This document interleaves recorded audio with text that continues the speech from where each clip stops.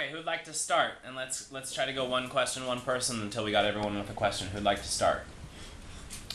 Okay, I'll start.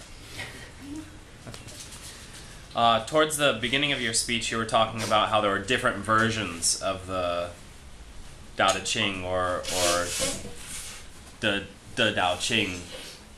Yeah. Or the Tao, depending on the version. Anyway, I was wondering if the people who have been researching the different versions, if they had any ideas of why there were different versions, or if there were, or if people actually tried to make different versions for some reason. Yeah, that's a good question. Yes, I think I should have mentioned that before.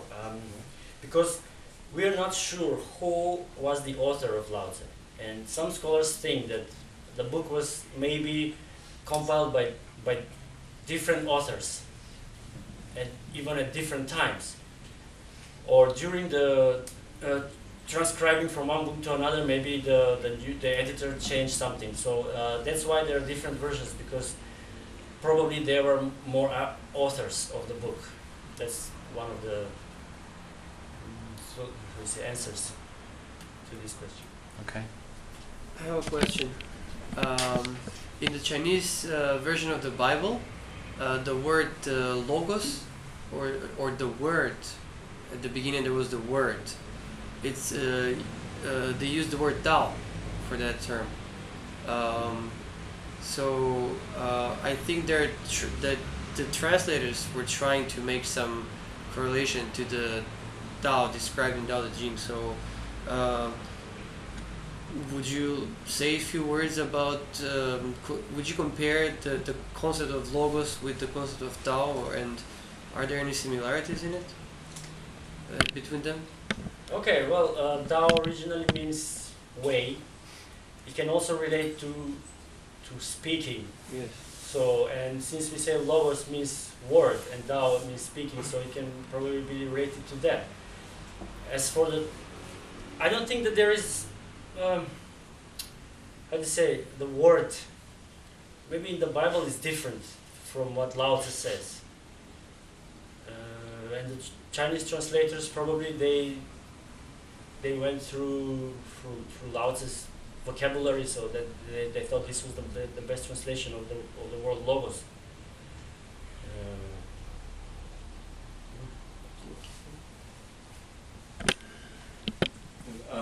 Question about you mentioned that many anarchists like to claim that Lao Tzu was an anarchist.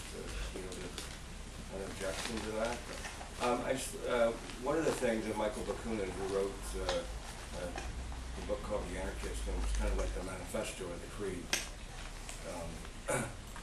for probably the largest anarchist movement that existed. And he wrote in there that there is no, he didn't write there is no good and evil, but he said that no one is to blame for their actions, and that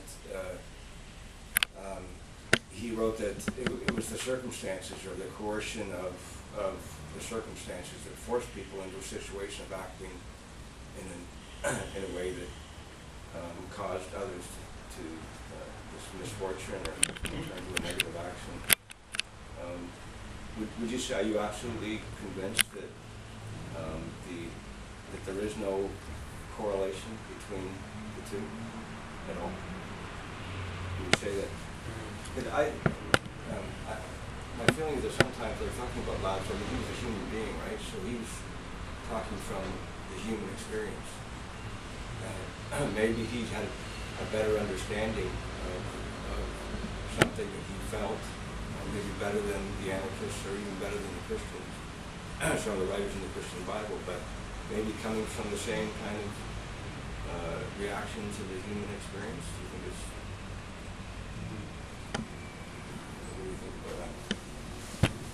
Well, the similarities are, of course, very striking, but I think just to say that, like plainly, that Lao Tzu's teaching is totally anarchist theory, it's not very plausible. As for because Lao Tzu doesn't reject the government itself. He doesn't reject the laws itself.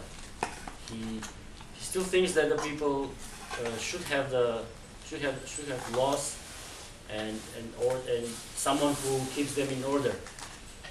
This is maybe not that anarchist view, but more today it's called libertarian, maybe closer to libertarian theory, that it's about the freedom of the individual or the people in the government. How much can you use the freedom to what extent, and how much you can be repressed by the government. So if you don't feel the oppression by the government, you feel that you are free. So I think that was the idea of Lao Tzu, not that you don't actually respond to any higher authority.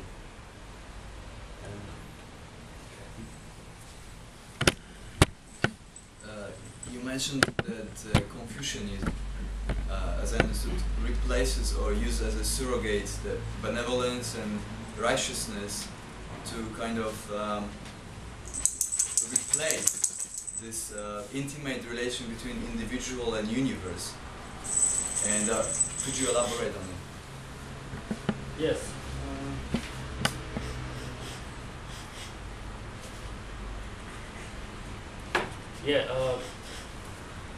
Here is what chapter 18 says. It was when the great Tao declined that human kindness and morality arose. It was when intelligence and knowledge appeared that the great artifice began. Okay, this is the Lao Tzu's morality is actually comes from the origin of the world, the universe. As for Confucianism, they lack this kind of ontological explanation of the morality. So they base the morality in the human heart, what is called the Shin, heart mind. So the morality comes from our very nature, and they are expressed through these concepts of benevolence and righteousness. So the point of Lao Tzu is that he wants to go beyond that. He says that actually the real morality should be grounded on the great Tao. And if it is grounded on it, then you don't need to ground it on your human heart, because the human heart is part of the humans, and humans are part of the universe, and they come from the same source. So that's the philosophical explanation that Lao Tzu goes beyond ourselves. I mean, the morality grounded on ourselves. So what's the essence of the relation between human and universe, if you could say in few words, according to Tao? Okay, it's the realizing of the working of Tao. So the first the thing I mentioned was the Wu Wei. So Lao Tzu grounds Wu Wei, let's say metaphysically. How does it go? He says one sentence. Okay, this is fine.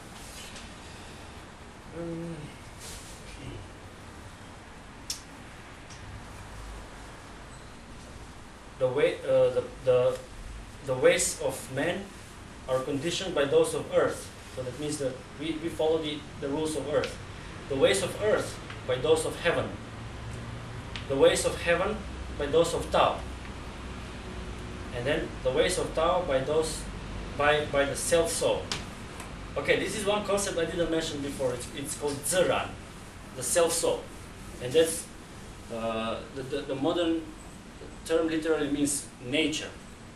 But in that time, in Lao Tzu's book, doesn't mean nature, it means self-soul or naturalness. So if we go, the human beings follow the ways of earth and heaven, and the earth and heaven follow the ways of Tao. And then Tao follows the Ziran, the self-soul. That means that there is some basic principle as a moving agent, some some law of the action of Tao, and by this law, Tao does nothing and nothing is left undone. And here we come to Wu Wei. Here how Lao Tzu draws Wu Wei. Metaphysically, he draws Wu Wei from Tao. So the connection between the sage and Tao is through this. When you realize how the laws of Zirang work, then you realize the origin of the world itself. Then, is that okay? Jim? Question, I'm just curious about, are you aware of anything that's been studied or written about at the time when Lao Tzu supposedly existed? Were the people at that time any closer to this idea, practically speaking, compared to like how we progress throughout history in terms of practice or understanding? You're talking about the Wu Wei? I'm talking about just Lao Tzu's teachings and people at the time when he existed.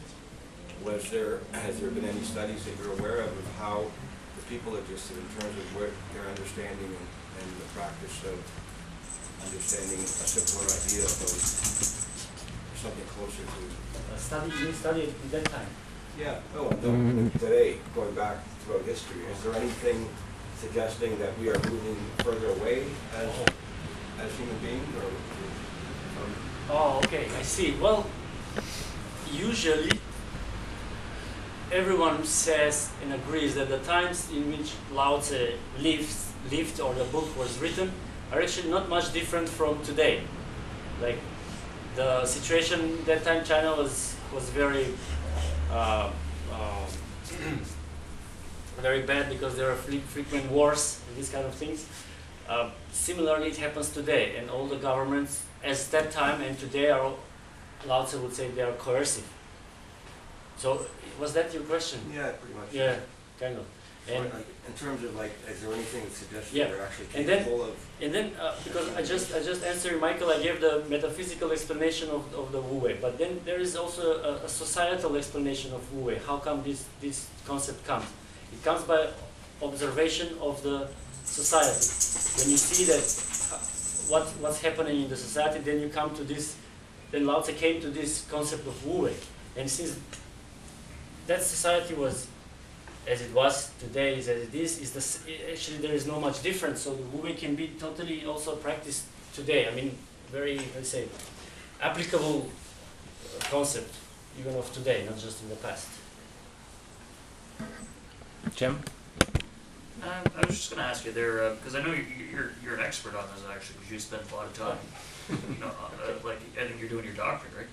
So after kind of embracing it, I mean, from your stance as somebody who's really spent a lot of time on this, what would you say, are you able to offer like 3 criticisms of the philosophy, or are you able to point out any way in which the legacy of Taoist thought has had a stultifying effect? Because I mean, like, because whenever you can take any philosopher, I mean, from off the shelf, and you know, you can always point to something, some kind of damage that they've done in the history of thought. And I'm just wondering if you have an opinion on that. Like, do you have any criticisms of philosophy, or do you see it as stultifying in Chinese history at all? Do you ask my criticism or others? Yeah, no, yours. And damage. Well, I'm not familiar that Lao Tzu's philosophy caused damage. I don't know. I mean, I'm not familiar with that. I'm familiar with a case in. This is now we're going opposite a little bit. If you don't like the answer, we can ask again. After the dynasty that unified whole China, the so-called First Empire. The empire was very ruthless. He killed a lot of people and bring a lot of harm to the people. After this dynasty fell down, the new dynasty, Han Dynasty, the emperor decided to use Lao Tzu's teaching because the people suffered much. They felt the oppressive government all the time, and then suddenly he said, "Okay, I'm a new ruler, so I will impose only 3 laws." It's known in the history, the 3 laws.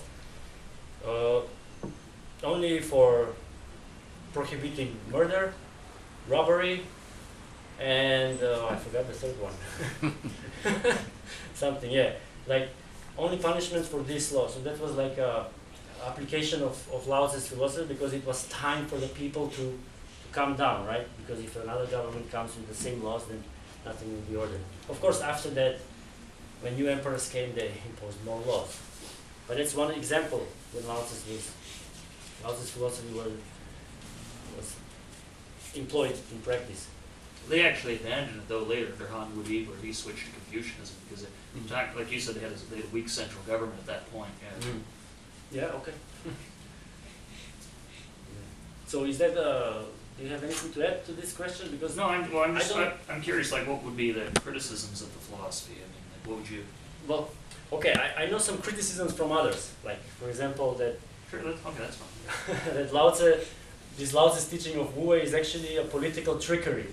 Like the ruler wants to have an easy job, easy task.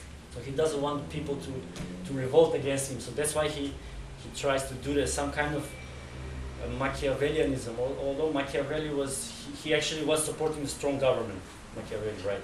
And Lao Tzu, like by supporting soft government, making people happy, so he would have like also peaceful rulership. This is one objection, that it is a trickery. But then you can also object this objection by saying that Lao Tzu thinks of people. Okay, I forgot. He says like the ruler doesn't have his own thoughts. He takes the people's thoughts as his own thoughts. But that means that he listens to the people and he knows the people's need. So it's not just about plain trickery. Another objection can be that Lao Tzu's political philosophy is too theoretical, too ideal, and it's impracticable in real life. Well, this is also very hard to say. The principle of Wu Wei, is it really can be employed in practice or not? I mean, and maybe an example that it happened in Chinese history helps us to say that yes, it can somehow, right?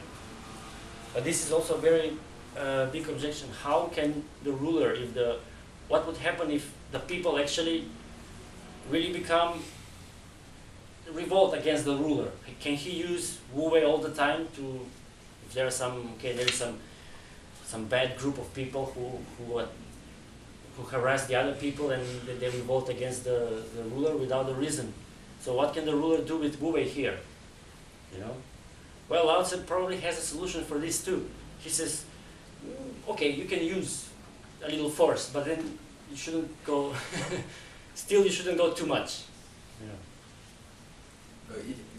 His doctrine sounds like a political aikido or something. Yes. Well, Or Tai okay. Chi.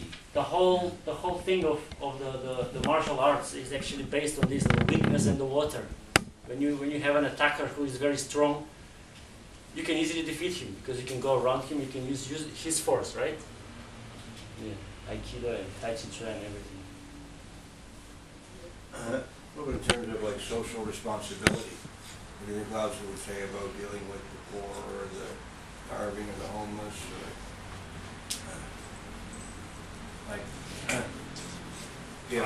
Okay, for example, if there's, you could make an argument that the reason there's so many poor people in the world is because there's so many greedy people in the world. In order to restore the balance, you've got to take money back from the greedy and give it to the poor.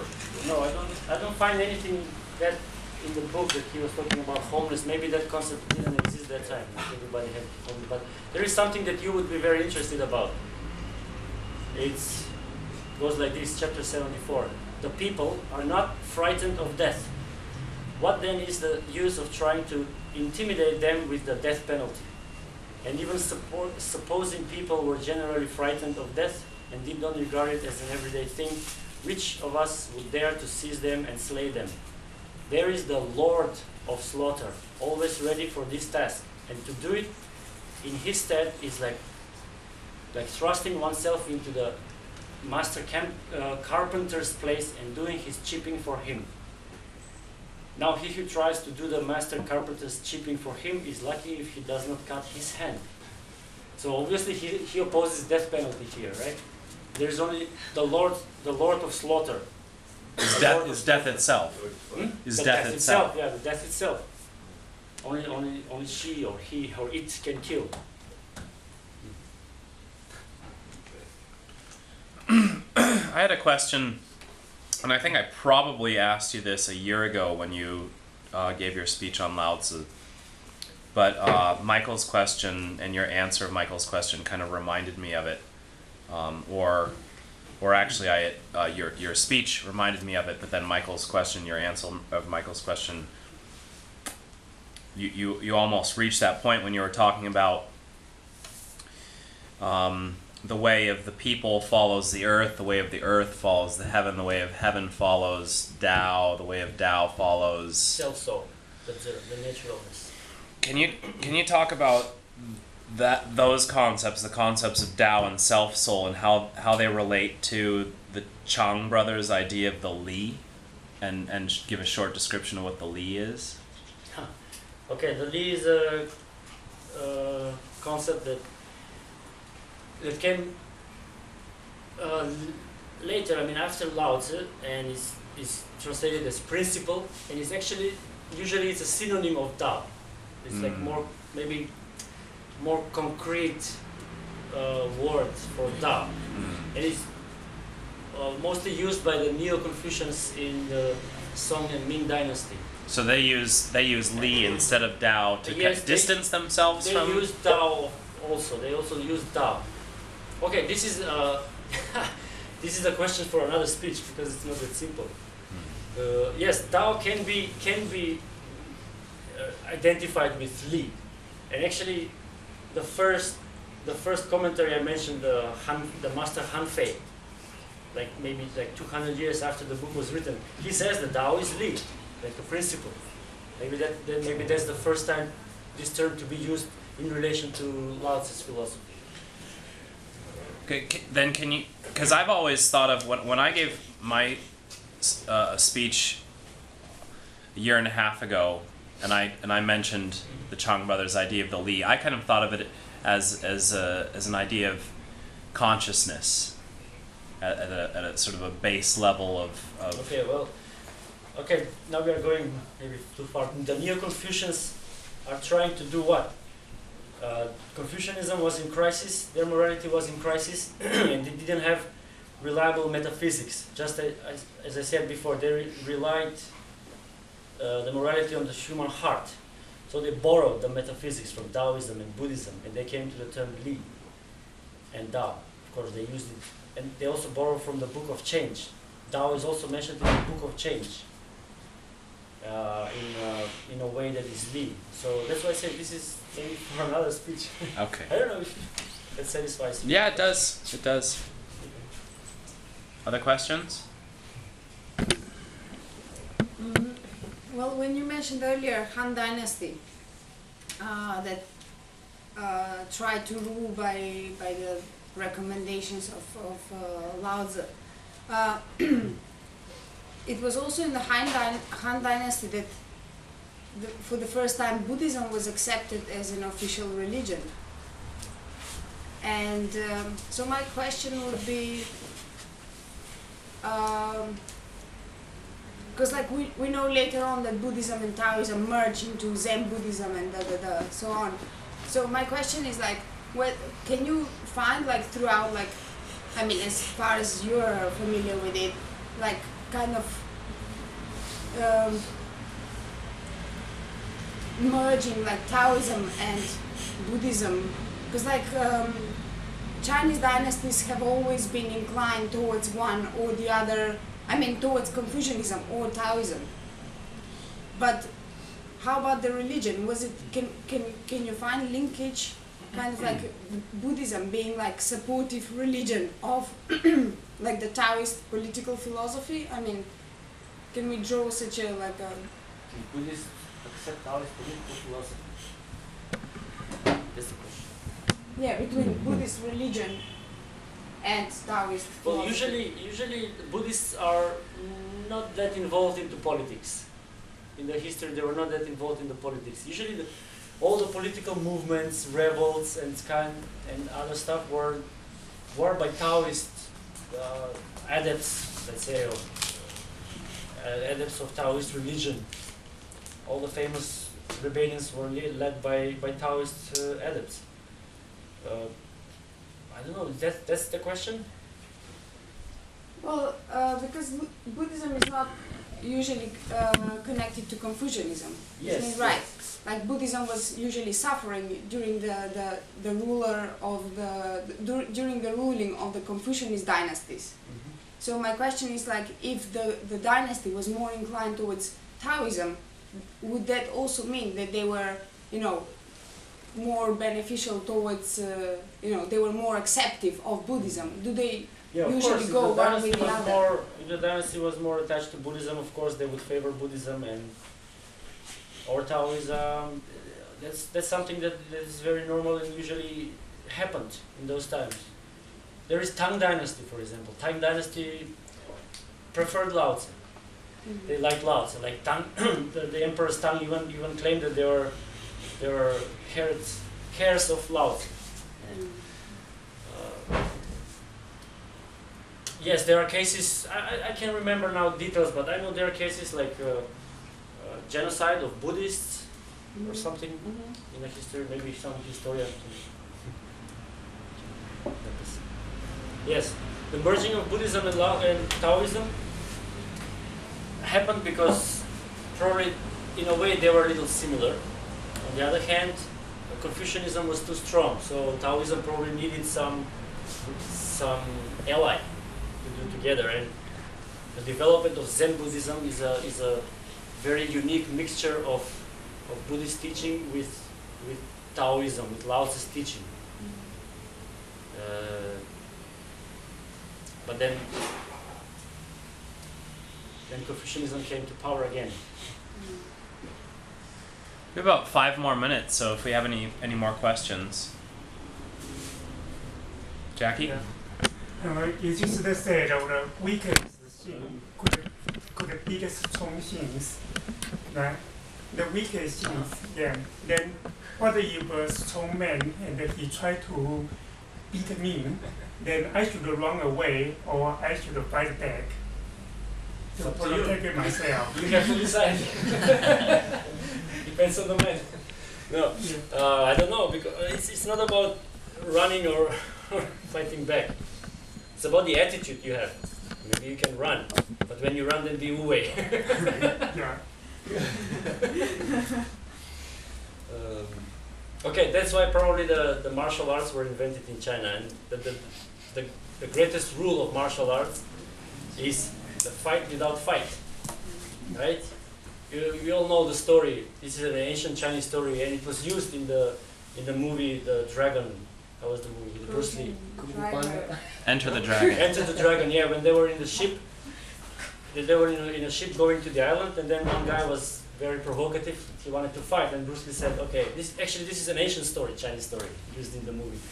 And the guy said, "Okay, let's fight, but I don't want to fight here because there are a lot of people. Let's go there on that small island and we fight there." Okay, they took a small boat, and Bruce Lee said, "After you." He went in the boat and he just pushed the boat. That was his fight without fight. You can avoid a fight, right?